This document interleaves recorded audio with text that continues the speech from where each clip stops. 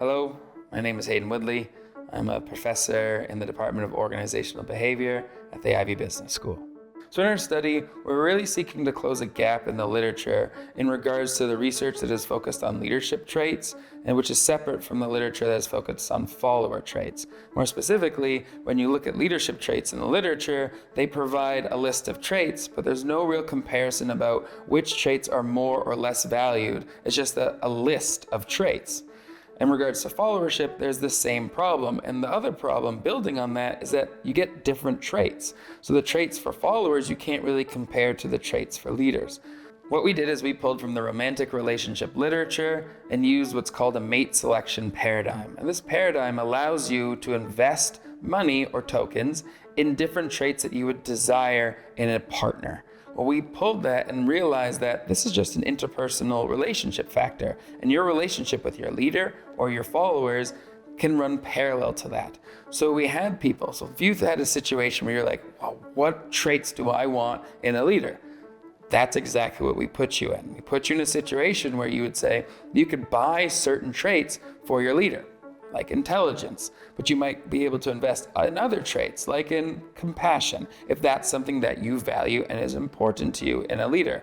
Similarly, you do the exact same traits with the same amount of money to invest in followers. And it allows us to then see if there's difference in how any one person views the traits they desire in a leader versus a follower.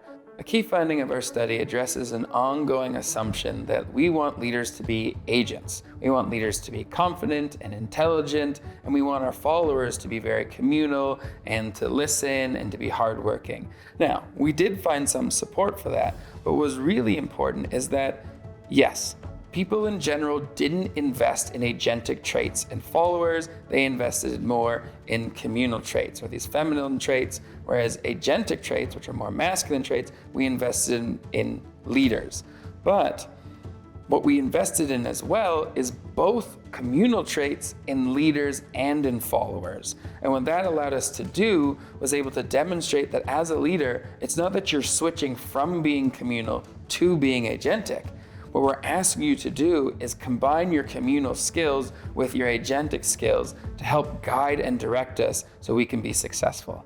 What was really interesting is that one of the most powerful traits of all of them was trustworthiness. People want that in both their leader and their follower. As a leader, by definition, I need followers. I need to be leading people. And as a follower, I have agreed to follow an individual, a vision, a purpose. And what becomes really important in that situation of interdependence is I, as a follower, have to trust that my leader is taking me in the right direction.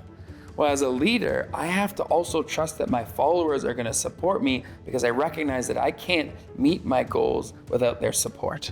So one of the things that really surprised us, if you look at stereotypes, especially around leaders and followers, is the aspect of we often think we want leaders to be these highly intelligent individuals and that followers are kind of lemmings just following the leader's instruction. But we found that intelligence is actually highly valued in both leaders and in followers, which actually in hindsight makes a lot of sense. As a leader, I need you to be able to see things that I can't see. I need you to understand things that I can't understand and be able to communicate that and tell me why that's important. So I make sure that we're all moving together in the right direction. So this insight I thought was really important. And being a follower doesn't mean you're not intelligent. In fact, intelligent followers are people that we need to lead. Followership in general, I find, has a negative connotation, even to the point where some instructors will tell me, oh, don't use the word follower in the class. I don't want to make students feel like they're lesser. I don't agree with that. I want to use the word followership because I value followership because that is really committing to a bigger objective in life and a sense of purpose. You follow someone because you believe in something.